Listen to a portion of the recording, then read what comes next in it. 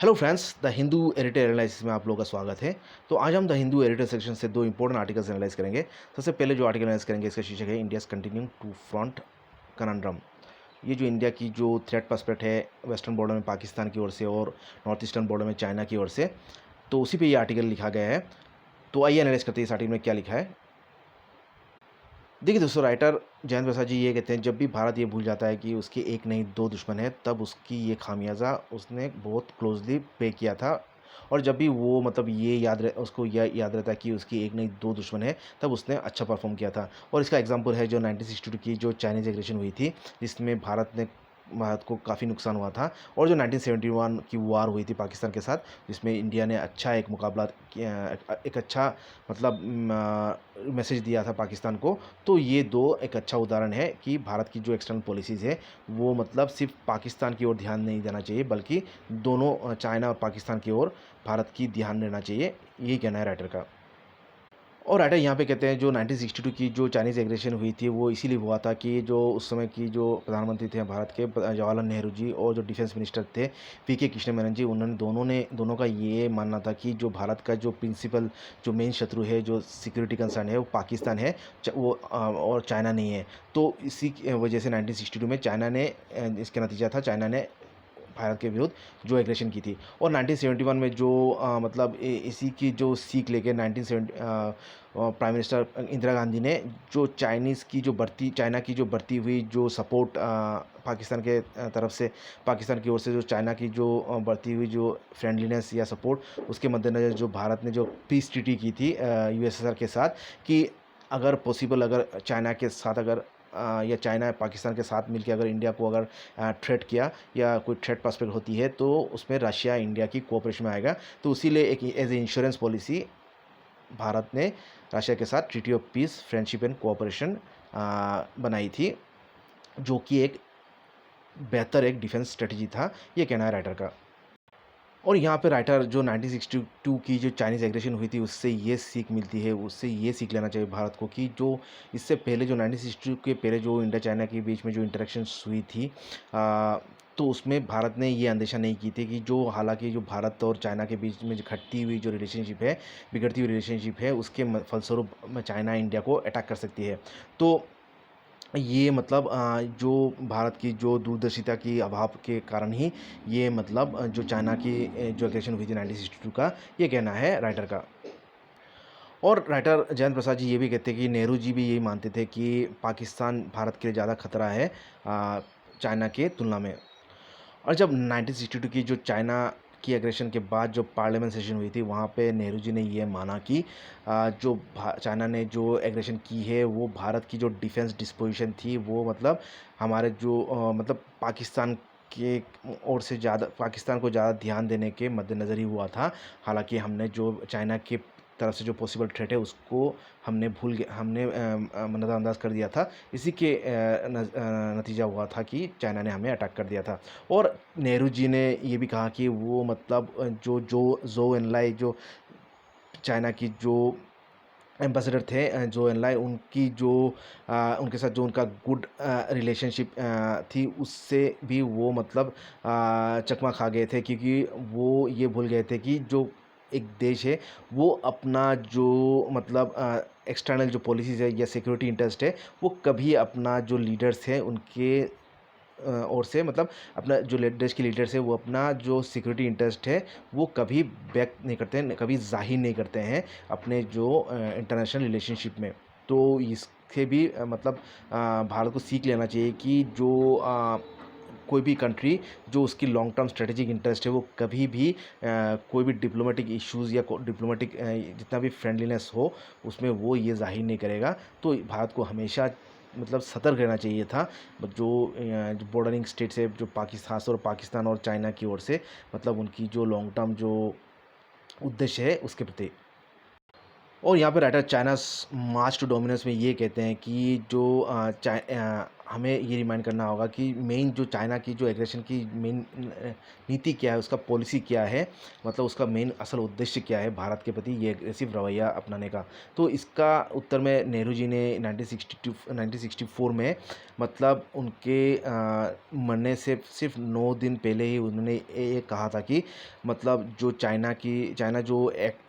भारत के प्रति जो एग्रेसिव रवैया अपना रहा है, वो इसीलिए अपना रहा है कि उसका जो मूल उद्देश्य है वो है कि वो एशिया का मतलब सबसे टॉप पोजीशन, या वो कहते हैं वो एशिया का टॉप डॉग बनना चाहता है, मतलब सबसे बड़ा नेता या मतलब दादा बनना चाहता है। और उससे पहले कुछ महीने पहले नेहरू जी ने मतलब एक चिट्ठी लिखी थी US president John F Kennedy को कि चाइना मतलब वो उसका जो वर्ल्ड लीडरशिप के लिए मतलब नॉट ओनली आपका एशिया की बल्कि वो विश्व की लीडर बनना चाहता है। और उसका एक प्रथम स्टेप है उसका जो भारत के प्रति जो एग्रेसिव रवैया है, वो उसका पहला कदम है उसकी जो वर्ल्ड लीडर बनने की जो महत्वाकांक्षा है उसकी ओर, उसके मद्देनज़र। सो इंडिया के प्रति वो कहते हैं जो चाइना की जो एग्रेसिव रवैया था, नेहरू जी ने कहा था कि वो मेनली मतलब जगह या भूमि अधिग्रहण या टेरिटरी एक्वायर करना नहीं है, बल्कि उसको ये साबित करना है कि वो एक फोर्स है, वो है फोर्स इंडिया को एक मतलब पॉलिटिकल सेटलमेंट की ओर उसको धकेलना है, जिससे कि इंडिया की जो एक्सटर्नल पॉलिसी है, प्लान से पॉलिसीज़ है, वो चाइना की जो ग्लोबल पॉलिसीज़ है उसके अधीन हो जाए, उसके अनुरूप हो जाए। तो इसीलिए चाइना जो एग्रेसिव रवैया अपना रहा है भारत के प्रति। और अंत में राइटर ये कहते हैं यद्यपि सर्कमस्टेंस आज की दौर डिफरेंट है जो 1962 की दौर था, लेकिन जो सिचुएशन है वो अभी भी सेम है, क्योंकि इंडिया अभी भी टू फ्रंट मतलब जो चैलेंजेस है, दो तरफा जो विपत्ति है या आपत्ति है भारत का अभी भी मंडरा रहा है। एक तरफ तो पाकिस्तान की ओर से, दूसरा है चाइना की ओर से। और जो इंडिया को अभी चाहिए एक मतलब मीनिंगफुल एक ऑप्शन, एक सोच विचार के एक ऑप्शन, मतलब उसको एक रवैया अपनाना होगा चाइना के अगेंस्ट में। और हालांकि हमें ये ध्यान पे रखना होगा चाइना की जो उद्देश्य क्या है, उसके इंटेंशंस पे ध्यान रखते हुए ये, लेकिन इंडिया को ये टेम्पटेशन में जल्दबाजी में कोई स्टेप लेना नहीं चाहिए। नहीं, और इंडिया को चाहिए एक लॉन्ग टर्म विजन रखे चाइना के प्रति, और उसको एग्जीक्यूट करे धैर्य से और परसिवेरेंस से, मतलब धैर्य से और सूझबूझ से भारत को एक रवैया अपनाना होगा, जिससे कि हम इफ़ेक्टिवली चाइना की ओर से और जो पाकिस्तान की ओर से जो सिक्योरिटी थ्रेट है उसको इफ़ेक्टिवली डील कर सकें। तो ये थे analysis article India's continuing two front conflict के। तो दोस्तों नेक्स्ट जो आर्टिकल एनालाइज करेंगे इसका शीर्षक है फाइटिंग एट डबल पेंडेमिक। ये कोरोना वायरस के मद्देनज़र जो दुनिया भर में जो डोमेस्टिक वायलेंस और जेंडर रिलेटेड वायलेंस जो बढ़ गई है, उसी पे आर्टिकल है। तो आइए एनालाइज करते हैं इस आर्टिकल में क्या लिखा है। देखिए दोस्तों, राइटर पैट्रिशिया स्कॉटलैंड जी ये कहते हैं जब ये लॉकडाउन की वजह से और ये कोरोना वायरस की महामारी की वजह से जो दुनिया भर की जो इकोनॉमी और जो इंस्टीट्यूशंस है, स्कूल कॉलेज वगैरह या दफ्तर वगैरह और जो सोशल वेलफेयर सेक्टर्स है वो जो बंद पड़ गई है, उनकी एक्टिविटीज़ कम हो गई है। उसके साथ साथ जो जेंडर रिलेटेड वायलेंस और डोमेस्टिक वायलेंस एक डेंजरस लेवल में बढ़ी हुई है। मतलब ये जो इनडायरेक्ट कॉन्सिक्वेंस है आपका, इनडायरेक्ट आपका रिएक्शन है ये लॉकडाउन और जो इकोनॉमिक क्राइसिस हो रही है ये लॉकडाउन की वजह से या कोरोना वायरस की वजह से। तो और राइटर ये कहते हैं जो जेंडर रिलेटेड वायलेंस या जो एस्केलेशन हुई है वायलेंस एट होम, मतलब घरों में जो वायलेंस है वो बढ़ी है इस महामारी की वजह से, और इसकी ज़्यादातर शिकार वोमेंस हुई है, महिला वर्ग के लोग हुई हैं, जो मेंस पुरुष वर्ग के फ्रस्ट्रेशन और एंगर के शिकार हुए हैं। और यहाँ ये से भी रिपोर्ट आई हैं बहुत जगहों से कि महिलाओं को प्रिवेंट किया गया है डॉक्टर्स को विज़िट करने में इस महामारी में। और जो फीमेल डॉक्टर्स हैं जो कि कोरोना वायरस के टेस्टिंग और प्रिवेंशन में लगे हुए हैं, उनको भी कई जगह में उनको फिजिकल वायलेंस का शिकार होना पड़ा है, ये कहना है राइटर का। और राइटर ये कहते हैं कि कोई भी मतलब जो इकोनॉमिक या सोशल डिसएडवांटेज जैसे होती है, क्राइसिस होती है, जैसे कि एपिडेमिक या पेंडेमिक या कोई भी सोशल क्राइसिस के समय ये महिलाएं ही हैं जो ज़्यादातर मतलब डोमेस्टिक वायलेंस के शिकार होते हैं, और डोमेस्टिक वायलेंस भी मतलब इंक्रीज़ हो जाती है, बढ़ जाती हैं। तो वेस्ट अफ्रीका में, जो पश्चिमी अफ्रीका में जो 60% ऑफ टोटल डेथ्स हुई थी 2014 की जो इबोला वायरस की वजह से, वो महिलाएं ही थे। और जो आपका कैंटरबरी अर्थक्वेक हुई थी जो न्यूजीलैंड में उसी साल में, तो उसमें भी 53% आपका क्या हुआ था, उसके बाद जो डोमेस्टिक वायलेंस बढ़ गई थी न्यूजीलैंड में। तो इससे ये आंकड़ा लगा सकते हैं कि कोई भी जो प्राकृतिक दुर्योग या सोशल क्राइसिस होती है तब डोमेस्टिक वायलेंस अपने आप ही बढ़ जाती है। ये एक मतलब भयंकर एक मतलब स्टैटिस्टिक्स है, ये कहना है राइटर का।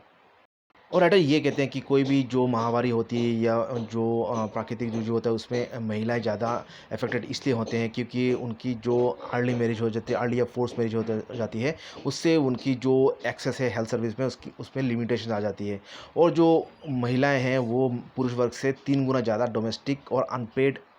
वर्क करते हैं घर में। और जो 70% जो हेल्थ वर्कर्स हैं वो सोशल सेक्टर और सोशल केयर प्रोवाइडर्स और हेल्थ वर्कर्स हैं वो महिला ही हैं। और इससे उनकी जो प्रवणता या उनकी जो महामारी से इफ़ेक्ट होने का जो चांसेस वो काफ़ी हद तक बढ़ जाता है। और ये जो कोविड-19 की महामारी की वजह से जो बहुत सारे स्कूल कॉलेज वगैरह बंद हो गए थे, उससे जो लर्निंग गैप है आपका लड़कों और लड़कियों में वो और भी बढ़ गई है। और जो गर्ल्स है जो उनको अधिक रिस्क मतलब वो रिस्क पे आ गए हैं सेक्सुअल एक्सप्लॉयटेशन, फिर अर्ली प्रेगनेंसी और अर्ली और फोर्स मैरिज के हेतु। तो ये मतलब ये इनडायरेक्ट फॉल आउट है, जो स्कूल कॉलेजेस वगैरह बंद हो गए हैं और मतलब जो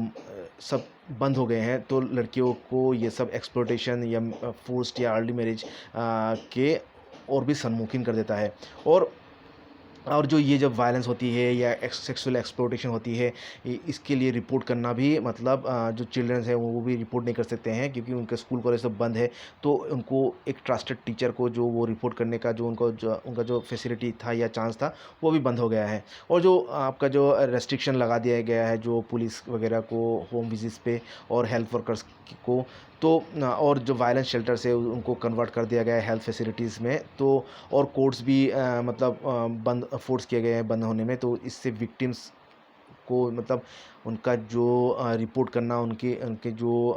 उन पे जो वायलेंस या उनका जो शोषण है उसको रिपोर्ट करना भी मतलब उनके लिए काफ़ी मुश्किल हो गया है, ये कहना है राइटर का। और ये जो हिडन पैंडेमिक वो कहते हैं कि जो डोमेस्टिक वायलेंस की उसको कमाना, उसको मिटिगेट करना के लिए आपका एक स्ट्रॉन्ग या कॉन्सन्ट्रेटेड एक मतलब कड़ा और मतलब सिद्धांत या एक्शन लेना होगा सरकार को, ये कहना है राइटर का। और जो ये वायलेंस है अगेंस्ट वुमेन उसके लिए जो कॉमनवेल्थ सेक्रेटरीज़ है उन्होंने काफ़ी स्टेप्स ली है। और इसमें जो एक पहला कदम है वो जो इम्प्रूविंग हेल्थ सिस्टम्स, जो हेल्थ सिस्टम्स है और डोमेस्टिक वायलेंस है वो उसका क्लोज रिलेशनशिप है, ये कहना है राइटर का। और ये एविडेंस पॉइंट करता है कि जो वीक हेल्थ केयर सिस्टम है उससे और जो डोमेस्टिक वायलेंस है उसका एक क्लियर लिंकेज है। और जितना मतलब हेल्थ केयर सिस्टम अगर इम्प्रूव होती है तो डोमेस्टिक वायलेंस भी कम कम होती है, ये कहना है राइटर का। सो सरकार को या जो सोशल वेलफेयर ऑर्गेनाइजेशंस है उनको मतलब जो हेल्थ सेक्टर है उसको इम्प्रूव करना अर्जेंटली बहुत ज़रूरी हो जाता है। और हेल्थ सेक्टर इंप्रूव करने से ये इंश्योर होगा कि जो विक्टिम्स है जो कोविड-19 पेंडेमिक के मद्देनज़र जो डोमेस्टिक वायलेंस की विक्टिम्स है जो महिलाएं हैं उनको मतलब जो हेल्थ केयर है वो आसानी से एक्सेस हो। और इसके साथ साथ जो मेंटल हेल्थ सर्विसेज है वो भी उनको मुहैया कराना चाहिए, ये कहना है राइटर का। और हेल्थ सेक्टर इम्प्रूव करने के साथ साथ फाइनेंशियल इंडिपेंडेंस महिलाओं को कराना, उसको उनको फाइनेंशियल इंडिपेंडेंट बनाना भी एक इम्पॉर्टेंट ज़रिया होता है उनको जो डोमेस्टिक वायलेंस है उनसे बचने के लिए। तो जो कॉमनवेल्थ सेक्रेटरीज़ है, कॉमनवेल्थ जो एसोसिएशंस है उन्होंने मतलब एक पोस्ट कोविड 19 एक मतलब स्ट्रेटजी क्रिएट की है जिससे एक डेडिकेटेड फंडिंग होगा जो कि सपोर्ट करेगा माइक्रो स्मॉल और एमएसएमई जो सेक्टर्स है, माइक्रो स्मॉल और मीडियम साइज बिजनेस है और जो इनफॉर्मल सेक्टर है जिसमें जो जहाँ पे आप जो ज़्यादातर महिलाएं काम करते हैं। और उनको मतलब ये एश्योरेंस किया जाएगा कि उनकी फाइनेंशियल इंडिपेंडेंस का एश्योरेंस किया जाएगा कि वो फाइनेंशियल इंडिपेंडेंट बने और जिससे कि उनको डोमेस्टिक वायलेंस की जो डेंजरस जो सिचुएशन है उससे उनको निजात मिले। और यहाँ पर राइटर स्पेशल एम्फेसिस देते हैं जो कॉमनवेल्थ कंट्रीज़ की में जो वर्चुअल मीटिंग्स और सेमिनार्स की, जिससे कि मतलब आपका नॉलेज, रिसोर्सेज और मतलब एक्सपीरियंसेस शेयर हो सके कॉमनवेल्थ कंट्रीज़ के बीच में, जिससे कि एक रैपिडली मतलब एक इवॉल्विंग मतलब एक स्ट्रेटजी बने और जिससे कि जो डोमेस्टिक वायलेंस की हेतु मतलब कुछ प्लान्स एंड पॉलिसीज़ मतलब सभी कॉमनवेल्थ कंट्रीज़ में एक इफ़ेक्टिव प्लान्स एंड पॉलिसीज़ ले सके या बने। और यहाँ पे राइटर मतलब इनोवेटिव मतलब पार्टनरशिप की बात करते हैं, जो जिस मतलब बिजनेसेस और ऑर्गेनाइजेशंस दुनिया भर के ख़ास तौर पे कॉमनवेल्थ कंट्रीज़ के बीच में, जिससे कि मतलब ऑल्टरनेटिव शेल्टर होम्स प्रोवाइड किया जा सके जो डोमेस्टिक वायलेंस के शिकार हो, उस पे भी राइटर स्ट्रेस करते हैं। और कुछ देश की गवर्नमेंट्स में ने तो एडिशनल मतलब फंडिंग भी या रिसोर्सेज भी प्रोवाइड की है ये सोशल और वेलफेयर ऑर्गेनाइजेशंस को, जो कि डोमेस्टिक वायलेंस के विक्टिम्स को सपोर्ट कर रहे हैं, हेल्प कर रहे हैं, जिससे कि उनकी जो ऑपरेशन से एक्टिविटी है वो भी मतलब सशक्त हो और वो कंटिन्यू कर सके अपना जो सर्विसेज प्रोवाइड करने के लिए जो महिलाओं को या डोमेस्टिक वायलेंस के शिकार विक्टिम्स को। और यहाँ पे राइटर दूसरा इनोवेटिव अप्रोचेस की बात करते हैं, जैसे कि वर्चुअल हियरिंग्स और लीगल एडवाइस जो ऑनलाइन सर्विसेज के थ्रू प्रोवाइड किया जाएगा, जिससे कि जो विक्टिम्स है या सर्वाइवर्स है डोमेस्टिक वायलेंस को, उनको मतलब जस्टिस प्रोवाइड किया जा सके या उनको जस्टिस इजीली एक्सेसिबल हो। और राइटर यहाँ पे कहते हैं जो वायलेंस डोमेस्टिक वायलेंस है या वायलेंस इन द होम है, वो एक मानवता का एक बहुत ही एक बड़ा मतलब कंटिन्यूस एक चैलेंज है, और इसके लिए कॉमनवेल्थ कंट्रीज़ है या कॉमनवेल्थ जो ऑर्गेनाइजेशन है वो कलेक्टिवली स्टैंड करती है हमेशा इसको मतलब उजागर करने के लिए या इसकी एडवोकेसी के लिए, और वो मतलब कंटिन्यू करेगा उसका सपोर्ट को, जो कि जो प्लान्ड यूएन डिक्लेरेशन है ऑन वुमेन एंड कोविड-19 की जो यूएन डिक्लेरेशन है उसको सपोर्ट करना या उसको लागू करने के लिए कॉमनवेल्थ कंट्रीज़ हमेशा मतलब वो रेडी है या हमेशा वो ये सर्विसेज प्रोवाइड करती रहेगी, ये कहना है राइटर का। और यहाँ पे राइटर मतलब एक इम्पोर्टेंट आंकड़ा दर्शाते हैं, जो economic cost of violence against womens and girls, जो कि एक स्टडी हुई थी सेशल्स में 2019 को, और वहाँ पे जो ये पेंडेमिक के पहले, महामारी के पहले एक या स्टडी किया गया था, उसमें ये आंकड़ा लगाया गया था जो जेंडर बेस्ड वायलेंस है उसमें इसका जो टोटल इकोनॉमिक कॉस्ट आती है सालाना विश्व भर की, वो होता है 4.6 to 5% ऑफ जीडीपी, एक नेशन जीडीपी कि इतना मतलब एक 4 पॉइंट करीब 5% ऑफ जीडीपी की तरह मतलब आपका इकोनॉमिक कॉस्ट आती है सिर्फ डोमेस्टिक वायलेंस की रिलेटेड केसेस डील करने में विश्व भर की सरकार को या ऑर्गेनाइजेशंस को। और अंत में राइटर ये एक सेट ऑफ एक्शन प्लान्स की बात करते हैं जिसको वो लागू करना चाहते हैं ये कोविड-19 क्राइसिस के हेतु, जिससे कि जो मतलब डोमेस्टिक वायलेंस या जेंडर बेस्ड वायलेंस के जो शिकार है वो मतलब अपने आप को असहाय या कमज़ोर ना फील ना करे, और उनको मतलब इफ़ेक्टिव मतलब हेल्प मिल सके। तो ये एक वर्चुअल फॉलो अप सेशन होगा, जो कि वुमेन्स अफेयर्स और मिनिस्ट्री मीटिंग जो हुआ था पिछले सितंबर को। तो ये मतलब कुछ इंपॉर्टेंट स्टेप्स है या कुछ इंपॉर्टेंट मेजर्स है जो कि कॉमनवेल्थ कंट्रीज़ लेगी, जिससे कि जो जेंडर वायलेंस है अगेंस्ट गर्ल्स, चिल्ड्रन और वुमेन वो मिटिगेट हो, या उनकी जो विक्टिम्स हैं उनको मतलब प्रोटेक्शन मिले या उनको रिलीफ मिले। तो ये था article fighting A double pandemic की एनालिसिस। तो आशा करता हूँ आज का एनालिसिस आप लोगों को अच्छा लगा है तो लाइक कमेंट कीजिएगा और चैनल को सब्सक्राइब कीजिएगा। तो थैंक यू।